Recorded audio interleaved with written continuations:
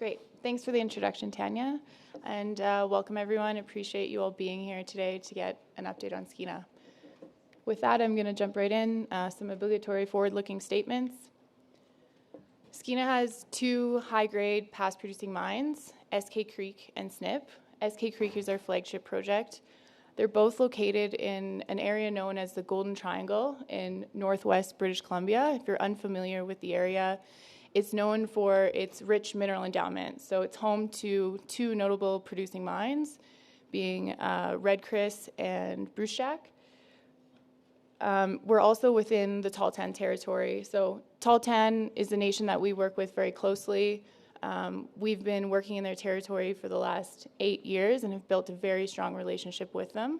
They are shareholders in the company, so they took a $5 million equity investment in 2021, and we're pushing the project forward with them as partners. Brief introduction to the management team. Skeena's been around since the late 1970s, and Walter Coles came in 2014 when the company was a shell with a market cap of around $1 million, and rebranded the company with a new vision. And that vision was to go out and find assets with a known resource or deposit on them. And with that vision, we came to option Snip, later acquire it, as well as option and acquire Eskay Creek. Walter's an investment banker, and he's recently brought Randy Reichert, our current president and CEO, on board. Randy's ex-B2 mining engineer with 25 years of experience in the business, bringing mines online. Most recently, he was with B2 Gold, where he's the VP of operations, and instrumental in bringing Fekola online on time and on budget. Just in the interest of time, I'm going to just introduce one more member of our team, and that's Naylene Morin. She's joined the team about a year ago. Naylene is Tahltan. She's a metallurgist, and she's currently VP of Sustainability for Skeena. Prior to joining Skeena, Naylene was the lands director for the Tahltan central government, where she was intimately involved in the environmental assessment process on the Tahltan side. So she's invaluable to have her on our team now as we're going through that process as a company with the Tahltan beside us. One of the reasons Skeena is so excited to be in this area of the world is because of the infrastructure. So we have Highway 37, which is paved all the way up to Newcrest Red Chris mine. We also have an access road that goes directly into Eskay Creek. We have infrastructure on site that was used historically that we're able to utilize now. And key to the project are the 3 hydroelectric facilities that have been put in the last decade at a cost of about $2 billion. So to put this in perspective on what this means today for Skeena, historically, we've been told during certain months of operation, power accounted for up to 50% of the operating costs. So with the hydroelectric facility in place, power will now account for approximately 5 to 10% of the operating costs, so it changes the economics for Skeena. Before moving on, I also just want to highlight our land package. So Skeena has the 3rd largest land package in the Golden Triangle behind Newmont and Teck, and we have some exciting regional targets as well, in addition to Eskay Creek and Snip.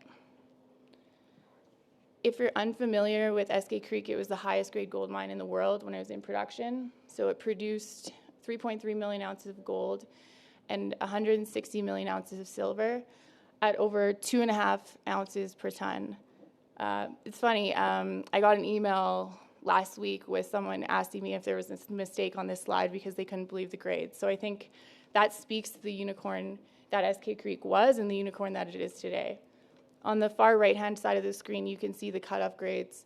When the mine was first in production, cutoff grades were over 30 grams per ton, and then when there was a mill on site, they dropped to 15. So Skeena's thesis coming into the project was very simple. What was not economic at the time, but is today, given the increased commodity prices, the improved infrastructure in the area, as well as the third twist is that historically, Eskay Creek was an underground mine, and now Skeena is looking at it from an open pit perspective, which leads us into our current reserves on the property. So we have just under 4 million ounces of reserves at 4 grams per ton gold equivalent, making Eskay Creek one of the highest grade development assets in the world. I would also add that we're getting ready to put out a updated definitive feasibility study where this number will increase based on some additional ounces that we found, as well as some optimizations that we've made. On the resource side, we put out an updated resource in July of this year. One important note here is that when we did the resource, the recoveries that we used are very similar to what we expect to use in the definitive feasibility study. So when we look at the conversion rate, it'll likely be quite a bit higher than it was in the last feasibility study, which just means we'll have a higher amount of ounces that convert. Leading into the 2022 feasibility study, this was done in September of last year. The base case at $1,700 gold and $19 silver. These numbers speak for themselves. You can see a $1.4 billion after-tax NPV, 50% after-tax IRR, and a one-year payback with just under $300 million of annual after-tax free cash flow. Keep in mind our market cap today is just north of $500 million. On the higher case, obviously it just keeps getting better, and we're also protected on the risk of commodity prices decreasing.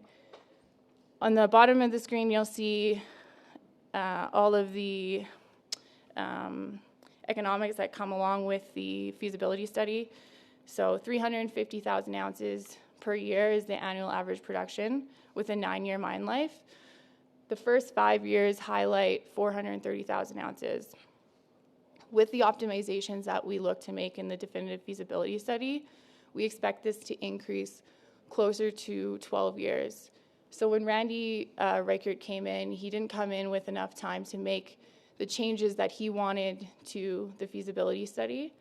And some of those changes are, one being the mining equipment that we outlined in the feasibility study. We're going to update it from shovels to excavators, which will decrease dilution and increase the grade. So we expect a grade increase in the definitive feasibility study. And in addition to that, there's been some significant breakthroughs on the metallurgy. So we expect to see a higher concentrate grade, which will increase payabilities and decrease shipping costs, all adding to the bottom line and increasing our NPV hopefully closer to $2 billion in the next few years. The CapEx, quite modest, and that's the nature of having a brownfield site. It's $450 million US. We don't anticipate too big an increase for the definitive feasibility study. This just gives you a lay of the land. You can see our pits there, and I'm just going to skip over to the permanent tailings storage facility. So another benefit of having a brownfield site is that we have an existing permanent tailings storage facility with ample capacity that we look to utilize when we go into production. One of the unique things about Eskay Creek is that we currently have a 4 million ounce deposit with ample exploration upside potential. We acquired quite a bit of data when we acquired the asset, and because of the significant permitting timelines in British Columbia, we decided to prioritize infill drilling so it could get into the permitting queue. And now we're able to focus on step-out drilling. So historically, the ultra high-grade unit was carried in the contact mudstone. And when we've talked to ex-barrack geologists, they've told us the prize is the deep extension of that contact mudstone. They had done some drilling trying to identify where that continued, and they fell short. So it was always puzzling to our technical team. So they did some additional geophysics, and their thesis is that the basin that carries our deposit has actually shifted by a fault to the northwest. And based on that thesis, we put 2 drill holes into the ground last year. Think of this as an area somewhere in the size of Central Park. We put 2 drill holes in the ground this big, and on one of them we hit 4 grams per ton over 32 meters. And the significance of this hole is that up until this point, we had no evidence that the system or the plumbing system was alive on the other side of this fault. And this proves to us that we have a plumbing system. And now what we're searching for this year with the drilling program, we're doing 14,000 meters, is we're searching for that ultra high grade contact mudstone unit that Barrick historically mined out. So what you see here is a representation in the rhyolite, so it's a feeder structure. And what we're looking for is the main exhalative event. And ultimately, if we hit that, that will be a game changer for Skeena. Jumping into project timeline, I'm just going to run through the permitting and how we expect construction to move ahead. So the first key permit that Skeena will get will be the JA1 permit, which is expected in the spring of next year. And that will allow us to do a bulk sample. So we're actually doing about half of the construction up front ahead of final permits. The environmental assessment certificate is expected to come in at the end of 2024, with final permits coming in at the beginning of 2025, putting us into production in the beginning of 2026. I'm just going to jump over to SNP. We just recently put out an updated resource on our SNP project. So SNP is about 40 kilometers away from Eskay Creek, another high-grade past producer. The resource is in the indicated category, 830,000 ounces at 9.4 grams per ton. And we look to bolt this onto Eskay Creek. So it will be a satellite project that feeds into the main Eskay Creek project. How we will show this or present this to the market will be in the form of a pre-feasibility study in H1 of next year. And lastly, upcoming catalysts. So our project currently outlines a $1.4 billion NPV, and how are we going to grow that to closer to $2 billion? Through the Eskay Creek deep drilling, the MET optimization that we're currently working on, the DFS, and the SNP engineering study. And then lastly, our capital structure. As you can see, we've got significant analyst coverage, one of them being Michael Gray, who's in the room, first analyst to cover Skeena, and our average target price is $16.40. Thanks. Thanks very much, Katie. We have a couple of minutes or a minute and a half for questions.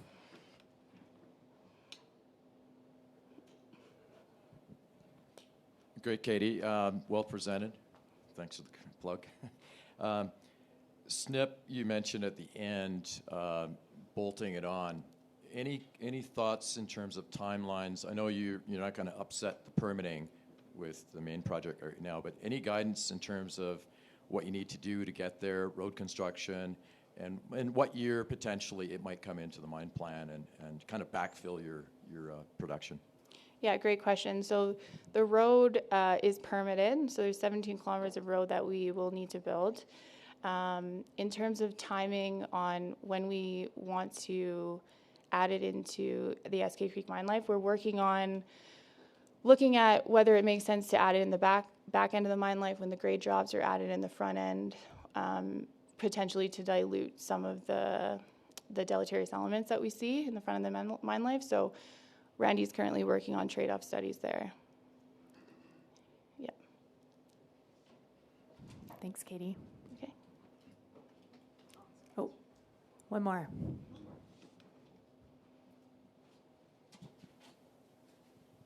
Thanks. This should be quick. Can you generally summarize what the process circuit would be at, sorry, you're looking off to the side, what the process circuit would be and what a rough revenue breakdown between gold and silver is at Eskay? Yeah, so the revenue breakdown is 70% gold, 30% silver, or yeah, somewhere around there. And then in terms of the processing sheet, I'm not a mining engineer, but we'll look to float a concentrate, and the concentrate grade will be around 50 to 110 grams per ton gold plus silver on top of it, with various ball mills and roughers. Yeah. Okay, thanks, Katie.